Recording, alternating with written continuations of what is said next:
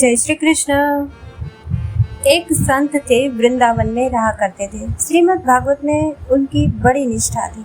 उनका प्रतिदिन का नियम था कि वे रोज एक अध्याय का पाठ किया करते थे और राधा रानी जी को अर्पण करते थे। ऐसे करते करते उन्हें 55 वर्ष बीत गए, पर उन्होंने एक दिन भी ऐसा नहीं किया जब राधा रानी जी को भागवत का अध्याय न सुनाया हो।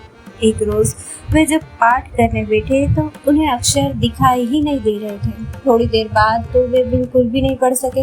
अब तो वे रोने लगे और कहने लगे, हे प्रभु, मैं इतने दिनों से पाठ कर रहा हूँ, फिर आपने आज ऐसा क्यों किया? अब मैं कैसे राधा रानी जी को पाठ सुनाऊंगा? रोते रोते उन्हें सारा दिन बीत गया। कुछ खाया पिया भी नहीं, क्योंकि पाठ करने का नियम था और जब तक नियम पूरा नहीं करते खाते पीते भी नहीं थे। आज नियम नहीं हुआ तो खाया पिया भी नहीं। तभी एक छोटा सा बालक आया और बोला, बाबा आप क्यों रो रहे हो? क्या आपकी आंखें नहीं है इसलिए रो रहे हो? बाबा बोले, नहीं लाला, आंखों के लिए क्यों रोऊंगा? मेरा नियम पूरा नहीं हुआ इसलिए रो रहा हूँ।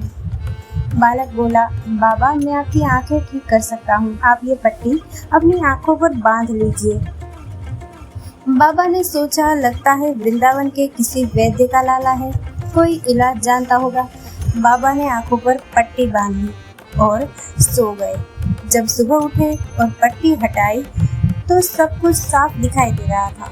बाबा बड़े प्रसन्न हुए और सोचने लगे, देखूं तो उस बालक ने पट्टी में क्या औषधि रखी थी। और जैसे ही बाबा ने पट्टी को खोला तो पट्टी में राधा रानी जी का नाम लिखा था। इतना देखते ही बाबा फूट फूट कर रोने लगे और कहने लगे, वाह किशोरी जी, आपके नाम की कैसी अनंत महिमा है। मुझ पर इतनी कृपा कि आप खुद श्रीमद् भागवत से इतना प्रेम करती हो कि रोज मुझसे श्लोक सुनने में तुमको भी आनंद आता है।